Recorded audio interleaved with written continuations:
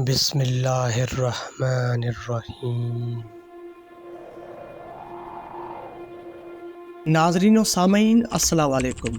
محرم الحرام کے سلسلے کی یہ 8ویں ویڈیو ہے۔ شیخ مفید علیہ رحمہ روایت میں لکھتے ہیں، امام علی زین العابدین علیہ السلام نے فرمایا، جب عمر ابن سعد کی فوج پلٹ گئی تو بابا حسین علیہ السلام نے اپنے اصحاب کو جمع کیا۔ یہ بالکل غروب کا وقت تھا۔ خود کو ان سے نزدیک کیا۔ میں نے سنا کہ میرے بابا اپنے اصحاب سے فرما رہے ہیں، میں اللہ تبارک و تعالیٰ کی ہر خوشی و آسائش اور رنج و مصیبت میں بہترین حمد و ثنا کرتا ہوں۔ خدایا، اس بات پر میں تیری حمد کرتا ہوں کہ تو نے ہمیں نبوت کے ذریعہ سے کرامت عطا کی، ہمیں قرآن کا علم عنایت فرمایا اور دین میں گہرائی اور وسعت عطا فرمائی، اور ہمیں حق کو سننے والے کان، حق نگر آنکھیں اور حق پذیر دل عطا فرمائے، اور تو نے ہمیں مشرکین میں سے قرار نہیں دیا۔ اما بعد، حقیقت یہ ہے کہ میں اپنے اصحاب سے بہتر و برتر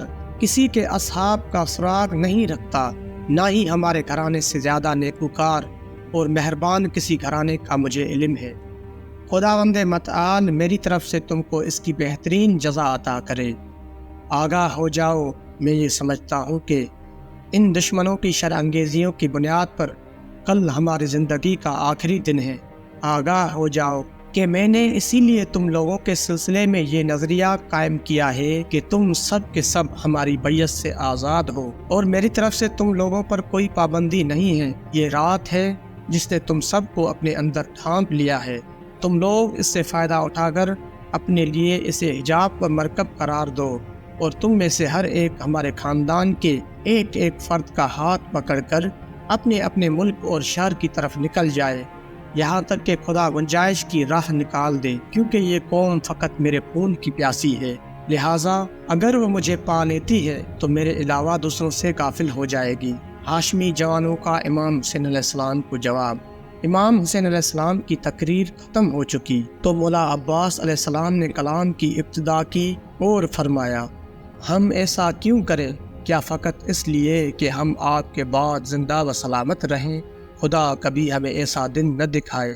خدا کی قسم، ہماری 1000 جانیں ہوں، پھر بار بار آپ پر نشاور کرنے سے گریز نہ کریں۔ اس کے بعد مولا عباس علیہ السلام کے بھائی امام حسین علیہ السلام کے فرزندان، آپ علیہ السلام کے بھائی امام حسن علیہ السلام کی اولاد، عبداللہ بن جعفر علیہ السلام کے فرزند محمد و عبداللہ، سب کے سب نے اسی قسم کے کلمات سے اپنے خیالات کا اظہار کیا۔ یہ سن کر امام حسین علیہ السلام فرزندان جناب عقیل علیہ السلام کی طرف مخاطب ہوئے اور فرمایا، اے فرزندان عقیل، مسلم کا قتل تم لوگوں کے لیے کافی ہے، تم سب کے سب چلے جاؤ، میں تم کو اجازت دیتا ہوں۔ یہ سن کر انہوں نے عرض کیا، اگر ہم چلے جائیں تو لوگ کیا کہیں گے؟ یہی تو کہیں گے کہ ہم نے اپنے بزرگ و سید و سردار اور اپنے چچا کے فرزندان کو مصیبت کے وقت تنہا چھوڑ دیا، جبکہ وہ ہمارے بہترین چچا تھے۔ ہم نے ان کے ہمراہ دشمن کی طرف تیر نہیں چلایا، نیزوں سے دشمنوں کو زخمی نہیں کیا، اور ان کے ہمراہ تلوار سے حملہ نہیں کیا۔ ہمیں نہیں معلوم کہ لوگ ہمارے ساتھ کیا کریں گے۔ نہیں، خدا کی قسم، ہم ایسا نہیں کر سکتے۔ ہم اپنی جان، مال اور اپنے گھر والوں کو آپ علیہ السلام پر قربان کر دیں گے۔ ہم آپ علیہ السلام کے ساتھ ساتھ دشمن سے مقابلہ کرتے رہیں گے، یہاں تک کہ جہاں آپ علیہ السلام وارد ہوں وہیں ہم بھی وارد ہوں۔ اللہ اس زندگی کا برا کرے جو آپ کے بعد باقی رہے۔ اصحاب باوفا کا موقف۔ شیخ مفید علیہ رحمہ روایت کرتے ہیں، جب بنی ہاشم اظہار خیال کر چکے تو اصحاب کی باری آئی تو حسینی سپاہ کے سب سے بوڑھے صحابی مسلم بن اوسجا علیہ السلام اٹھے اور عرض کی، اگر ہم آپ علیہ السلام کو تنہا چھوڑ دیں تو آپ علیہ السلام کے حق کی ادائیگی میں اللہ کے سامنے ہمارے پاس کیا عذر ہوگا؟ خدا کی قسم، جب تک کہ میں اپنا نیزہ ان کے سینے میں نہ توڑ لوں اور جب تک قبضہ شمشیر میرے ہاتھ میں ہے، میں ان کو نہ مارتا رہوں، میں آپ علیہ السلام سے جدا نہ ہوں گا، اور اگر میرے پاس کوئی اسلحہ نہ ہوا جس سے میں ان لوگوں سے مقابلہ کر سکوں، تو میں آپ کی حمایت میں ان پر پتھر مارتا رہوں گا یہاں تک کہ مجھے آپ علیہ السلام کے قدموں میں موت آ جائے۔ ان کے بعد سعید بن عبداللہ حنفی علیہ السلام اٹھے اور عرض کیا، خدا کی قسم ہم آپ علیہ السلام کو تنہا نہیں چھوڑیں گے یہاں تک کہ خدا ہمیں یہ بتا دے کہ ہم نے رسول خدا صلی اللہ علیہ وآلہ وسلم کے پس پشت آپ علیہ السلام کی حفاظت و نگرانی کر لی۔ خدا کی قسم اگر مجھے معلوم ہو کہ مجھے قتل کیا جائے گا اور پھر زندہ کیا جائے گا اور پھر زندہ کرنے کے بعد مجھے زندہ جلا دیا جائے اور میری راکھ کو ہواؤں میں اڑا دیا جائے اور یہ کام میرے ساتھ 70 مرتبہ بھی کیا جائے، تب بھی میں آپ علیہ السلام سے جدائی اختیار نہیں کروں گا یہاں تک کہ میں آپ کے سامنے قربان ہو جاؤں۔ اور میں ایسا کیوں کروں جب کہ مجھے ایک ہی بار قتل ہونا ہے اور اس کے بعد ایسی کرامت ہے جو کبھی بھی ختم ہونے والی نہیں ہے۔ ان کے بعد زہیر بن کین علیہ السلام نے عرض کیا، خدا کی قسم میرا دل تو یہی چاہتا ہے کہ میں قتل کیا جاؤں، پھر مجھے زندہ کیا جائے، پھر قتل کیا جائے، یہاں تک کہ 1000 مرتبہ ایسا کیا جائے اور اللہ میرے اس قتل کے ذریعہ سے آپ علیہ السلام اور آپ علیہ السلام کے گھرانے کے ان جوانوں سے بلا کو ٹال دے۔ اس کے بعد باقی اصحاب نے عرض کیا، خدا کی قسم ہم آپ سے جدا نہیں ہو سکتے، ہماری جانیں آپ علیہ السلام پر قربان ہیں، ہم اپنی گردنوں، پیشانیوں اور ہاتھوں سے آپ علیہ السلام پر قربان ہیں۔ جب ہم قتل ہو جائیں گے تب ہم اس حق کو ادا اور اس عہد کو وفا کریں گے جو ہماری گردن پر ہے۔ امام حسین علیہ السلام اور شب عاشور۔ شیخ مفید روایت کرتے ہیں کہ امام علی زین العابدین علیہ السلام نے فرمایا، جس شام کی صبح کو میرے بابا حسین علیہ السلام شہید کر دیے گئے، اسی رات میں بیٹھا تھا اور میری پھوپھی زینب بنت علی سلام اللہ علیہا میری تیمارداری کر رہی تھیں۔ اسی اثنا میں میرے بابا اصحاب سے جدا ہو کر اپنے خیمے میں آئے۔ آپ علیہ السلام کے پاس جناب جون غلام حضرت ابو ذر بھی موجود تھے جو اپنی تلوار کو آمادہ کر رہے تھے اور اس کی دھار کو تیز کر رہے تھے۔ اس وقت میرے بابا یہ اشعار پڑھ رہے تھے، اے دنیا وائے ہو تیری دوستی پر، کتنی صبح و شام تو نے اپنے دوستوں اور حق طلب انسانوں کو قتل کیا ہے اور ان کے بغیر زندگی گزاری ہے۔ ہاں تو روزگار بدیل و نظیر پر قناعت نہیں کرتا، حقیقت تو یہ ہے کہ تمام امور خدائے جلیل کے دست قدرت میں ہے اور ہر زندہ موجود اسی کی طرف گامزن ہے۔ امام علی زین العابدین علیہ السلام فرماتے ہیں، میرے بابا علیہ السلام نے یہ اشعار 3 دفعہ دہرائے تو میں آپ کے اشعار اور آپ کی تکرار کو سمجھ گیا، لہٰذا میری آنکھوں میں اشکوں کے سیلاب جوش مارنے لگے اور میرے آنسو بہنے لگے، لیکن میں نے بڑے ضبط کے ساتھ اسے سنبھالا۔ میں یہ سمجھ چکا تھا کہ بلا نازل ہو چکی ہے۔ میری پھوپھی جان نے بھی وہی سنا جو میں نے سنا تھا، لیکن چونکہ وہ خاتون تھی اور خواتین کے دل نرم و نازک ہوا کرتے ہیں، لہٰذا آپ سلام اللہ علیہا خود پر قابو نہ پا سکیں اور اٹھ کھڑی ہوئیں اور دوڑتی ہوئیں اس حال میں روتی ہوئی بھائی کے خیمہ تک پہنچی۔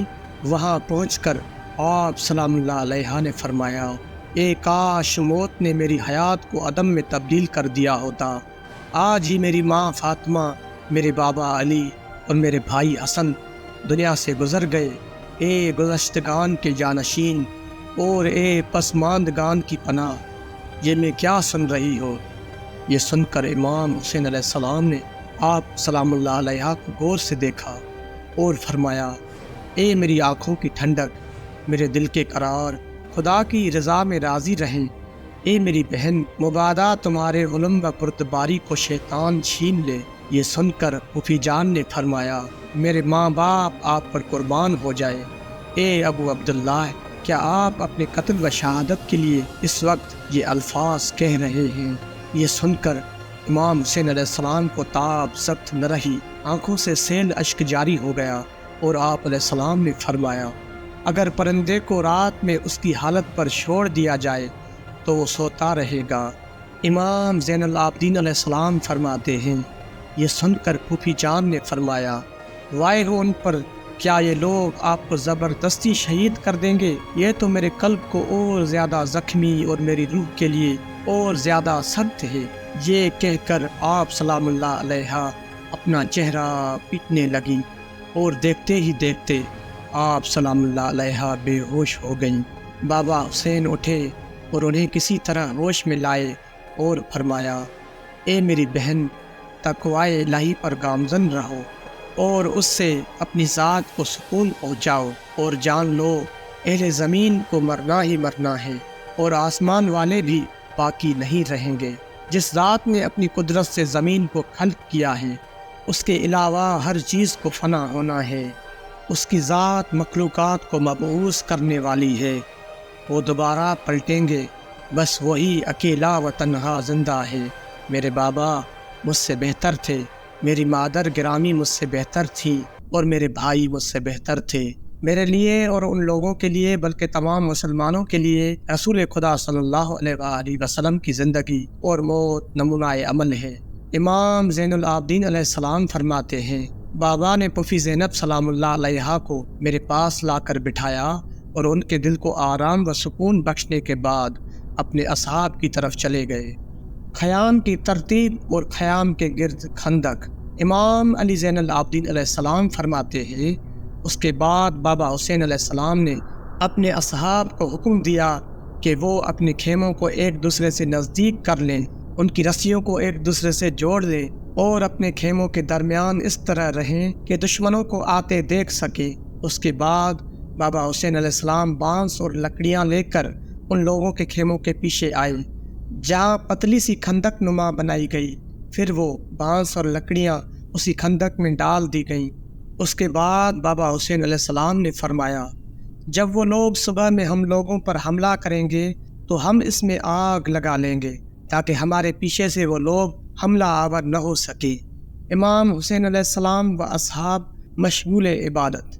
صاحب تبری لکھتے ہیں، جب رات ہو گئی تو حسین اور اصحاب حسین علیہ السلام تمام رات نماز پڑھتے رہے اور استغفار کرتے رہے۔ وہ کبھی دعا کرتے اور کبھی گریہ و زاری میں مشغول ہو جاتے تھے۔ ضحاک بن عبداللہ مشرقی ہمدانی اصحاب امام حسین علیہ السلام میں سے تھے جو دشمنوں کے چنگل سے نجات پا گئے تھے۔ وہ کہتے ہیں، سواروں کا لشکر جو ہماری نگرانی کر رہا تھا اور ہم پر نگاہ رکھے ہوئے تھا، وہ ہمارے پاس سے گزرا۔ اس وقت امام حسین علیہ السلام قرآن مجید کی ان آیتوں کی تلاوت فرما رہے تھے۔ ترجمہ: جن لوگوں نے کفر اختیار کیا ہے وہ یہ نہ سمجھیں کہ ہم نے جو انہیں مہلت دی ہے وہ ان کے لیے بہتر ہے، ہم نے تو انہیں اس لیے مہلت دی ہے تاکہ وہ اور زیادہ گناہ کرے، اور ان کے لیے رسوا کردہ عذاب ہے۔ خداوند عالم ایسا نہیں ہے کہ مومنین کو اسی حالت پر رکھے جس پر تم لوگ ہو، بلکہ اس لیے ہے کہ وہ پلیت کو پاک سے جدا کرے۔ اس وقت لشکر عمر ابن سعد کے کچھ سوار ہمارے ارد گرد چکر لگا رہے تھے۔ ان میں سے ایک سوار یہ آیتیں سن کر کہنے لگا، رب کعبہ کی قسم، ہم لوگ پاک ہیں، ہم لوگوں کو تم لوگوں سے جدا کر دیا گیا۔ جناب ضحاک ہمدانی کہتے ہیں، یہ سن کر میں نے اسے آواز دی اور کہا، اے فاسق، تجھے اللہ نے پاک لوگوں میں قرار دیا ہے، تو کون ہے؟ اس نے کہا، میں ابو حرب ہوں۔ یہ سن کر میں نے کہا، اے ابو حرب، کیا تو اپنے اتنے بڑے گناہ سے توبہ کر سکتا ہے؟ خدا کی قسم، ہم لوگ پاک ہیں اور تم خبیثوں میں سے ہو، خدا تیرا برا کرے، تو ہر حال میں نادان کا نادان ہی رہے گا۔ یہ سن کر وہ ہم سے دور ہو گیا۔ ناظرین و سامعین، آنے والی ویڈیو میں ہم 9 محرم الحرام کے واقعات آپ کی خدمت میں پیش کریں گے۔ اگر آپ ہماری ویڈیوز سے مستفید ہو رہے ہیں تو تمام واقعات سے منظر بہ منظر مستفید ہونے کے لیے چینل کو سبسکرائب کریں اور بیل آئیکن پر کلک کر کے نوٹیفیکیشن آن کریں